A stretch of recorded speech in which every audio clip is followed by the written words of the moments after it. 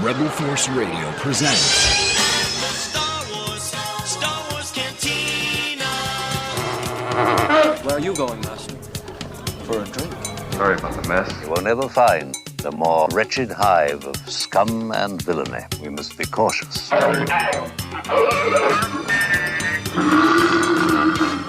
right, we're here with Peter Mayhew at Chicago Comic-Con. How's it going, Peter? Absolutely wonderful. We arrived here and came over, set up, and it's been like Grand Central Station all the time. It's all the time wonderful. It's wonderful. All the time with you. It hasn't been that long since you were last in Chicago, but yet you still generate the lines, the interest. Exactly. The fans always want to come over and meet Chewbacca. And they always want to know what you're doing and where you're doing it. So what are you doing?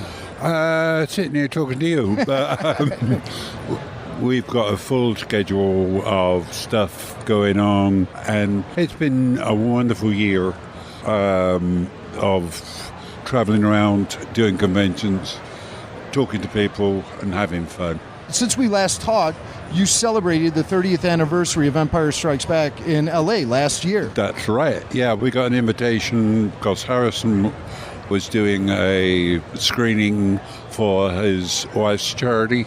We got invited out there and had a great time. And it's the first time I've seen Harrison for a fair length of time. And it was just like old times. It was great fun. And Harrison, one of his quotes was, "I haven't seen Empire since we finished it." Yeah. He was there and he was totally engrossed in it, what was going on. He did a Q&A afterwards and said some very complimentary things. He's such an enjoyable actor and a great person to work with. Yeah, obviously. I mean, you guys, we've talked about the chemistry between you two. Yeah, it's there, and it's still there. Yeah. That's great. And when you think back to Empire Strikes Back, is there a certain scene or day of shooting that really stands out in your memory all these years later? Yeah, probably up in Norway when we're outside and we've got the droid. Yes. And Chewie comes up and goes at it and it sort of disappears. I think Anne got a lucky shot on it. Yeah. And not only that, but trying to survive in minus 20 or 25 conditions was hard work. Yes. But it worked out very, very nicely, and you had to have something like that to make the movie the success that it was. And of course, in the last year, we lost Kersh. Yes, unfortunately, I'd seen him a few months before, and he was not well. So, sadly, with Richard Marquand's death pretty early on, yes. Now George is the sole director that is left. That's right. And thank goodness he is still around. Right. Because he's done the Bone Wars, the cartoon series, which I got included on. That's right. And we did the voice of Chewie. So now Chewie is almost completely mine. Absolutely. Which is wonderful. You can look there and go, yes, I created that. Yeah, I really like how they took all of your physicality into account when they were animating Chewie. Yes, we spent at least a week up at Skywalker Ranch just so that the artists could see how Chewie worked. And we saw the finished product, and I was very, very pleased with it. Definitely. And we even got one of the moquettes that they used. They made one, decorated it, and presented it to me. So it's in the Chewie Museum at home. Oh, okay, so tell me about the Chewie Museum. It covers literally beginning of Star Wars. All the memorabilia is there, all the commercial stuff is there, as well as stuff that the fans have done. Sure. And it's now got its own room in the house. It's just nice to wander in there every now and again. Right. And see what you've done and what was good and what was bad. Oh, well, I don't think there's too much that's bad in there. No, I was just thinking that. There's nothing bad there. It's just absolutely wonderful, and it's all there, and it's all in cases. Might be cool if you took some photos of that and put it up on your website or on the Facebook. Certain things on websites are fine. That is so, to me, it's so valuable and so personal. I don't want. We may do it, but I don't want to do it at the moment because of you never know what's going to happen. Just keep it private for now. Keep it private for me, and add things to it, and just go on and enjoy it while we can. Now, of course, next month we'll be seeing the release of Star Wars on Blu-ray.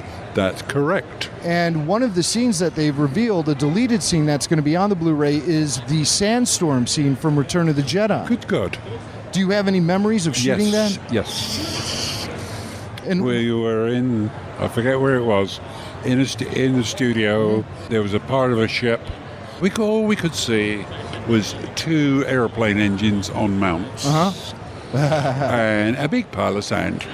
So we decided, okay, the scene was explained to us, and there are pictures which hopefully have come out of everybody in goggles, scarves, hats, to stop the sand being blown into their faces. Right. So you can imagine me with the mask on. It fits pretty tightly, but when I took it off one time, there was a whole load of almost like silky sand in there. So it tied in with why Chewie had a bandage on his leg. It was where the shackles, when he was in the battle, and he had been shackled, and he had broken loose. Yes. To get and it was just one of a pair of shackles. Do you recall any other scenes that you shot that were cut out of the film? That, I think, was probably about the only one, but it will be interesting to see what they come up with, because there's so much stuff that you shoot over and over again, and you never know what they are going to use and what's not going to use. So it'll be interesting to see if they claim that they've got 40 hours of extra stuff. It'll be interesting to see what they're actually going to show us. Yeah, and it might have some memories flooding back for you when you'll see it and say, oh my God, I forgot all about that. Exactly. Yeah. And it's always nice to be able to sit down and say, yeah, I was there, but that's not what I remember. But usually they get it pretty accurate. Yes. And it'll be nice to see some of the crew, some of the camera crews that were around on certain things, and also see some of the second unit directors and stuff, people like Harley Cockless and various other guys who were around, and see if they're still alive, see if they got credited. Yeah. Hey, one of your co-stars is still up and kicking. His name's Dave Prowse, and of course, he's gone on record several times as saying he was offered either the role of Chewie or Darth Vader, and he decided to go with Darth Vader. Have you ever thought about what it would have been like for you if Dave decided to be Chewie and you ended up being Darth Vader? I think it would be definitely a different character.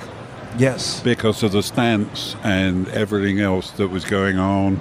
But fortunately, he went through his mind that he didn't want to be a masked character, and look what happened. Yeah. Vader was completely put out of it, and I would have done it, but as I say, it would have been a completely different Vader, because the stance is different, the body language would be different, and that would have been interesting to see what he could have done with Chewie. Yeah. And that's one thing that we will never know. No. And as I say, it's totally different. And everything, everything is in history now, and get on and do it. It just all worked out so perfectly. Oh yes, it was wonderful. It couldn't have worked out better. And also, the fans realised what the characters were, and they put their loyalties behind people that they wanted available. This is true. This is true. A guy who had problems with loyalties was Lando Calrissian. He had some big problems with loyalties. He certainly did. Yep. And I spoke to Billy Dee earlier this week, and I asked him, what is your most memorable day of shooting on Empire? What was your most memorable day? And he said, when Chewbacca choked me. That's right. That was going through my mind at the same time, because we started, we were rehearsing it, and Billy's standing there, and he said, all I want you to do is put your hands there and there on both sides. On the shoulders. On the shoulders, and I will do the rest. Okay. So, fair enough, we start, and all of a sudden, Billy's pulling these funny, hilarious faces. Yes. And I'm just going, what the is going on? It worked out there again. It worked out fine, and we got on it. That was something that probably, for a long, long time, nobody realized that he was in command, in control. I was just doing what he wanted to do. Well, he's a good actor, Billy Dee. He's a good actor. He's a nice guy, too. I asked him if maybe you gave a little extra grip there to sort of help him with his acting performance, but he said he had a very gentle touch. Well, I was brought up being big. Yeah. Therefore, you have a gentle touch, because the way I was brought up, you take a pair of hands like that, you can hurt people. Yeah. So let's see, how big is your hand? I'm holding up hands. Oh wow! I am I'm holding my hand up to Chewie's right now. You don't mind if I call you Chewie, right? No. And you are clearly about your middle finger is at least an inch longer than mine, possibly more. And I don't have little hands. True. So as I say, I was brought up to be careful of other children when you're growing up. You have strength, right? And I was always brought up, be careful because you might hurt someone. You don't know your own strength sometimes. Not sometimes you don't.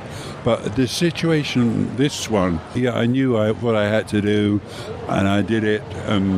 My hands were almost totally relaxed. Yes. When we finally got through, So, as I say, it was done, and I'm glad he remembered it. Yes, he did. He said it was one of his favorite memories, as a matter of fact. It was an interesting set, the Cloud City set.